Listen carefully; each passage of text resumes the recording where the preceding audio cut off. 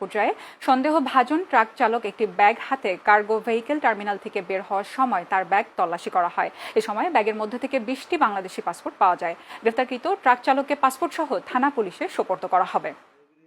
আমাদের একটা গোপন সংবাদ আসে, ভারতীয় একজন ড্রাইভার বাংলাদেশে কিছু পাসপোর্ট নিয়ে বাংলাদেশে প্রবেশ করবে।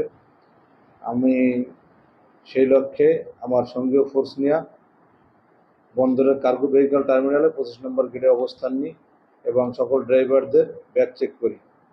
একজন ড্রাইভার আছে, তা রাত্র আনুমানিক 9:30-এর দিকে ওনাকে সন্দেহ হইলে ওনার ব্যাগ চেক করি এবং ব্যাগ চেক করার পরে আমরা বাংলাদেশি আপনার বিভিন্ন জেলার ঠিকানা সম্মিলিত 20টি পাসপোর্ট পাই এবং এই পাসপোর্টগুলো সব কিছু আপনার বিদেশি ভিসা লাগানো, সাইবেরিয়ান ভিসা লাগানো।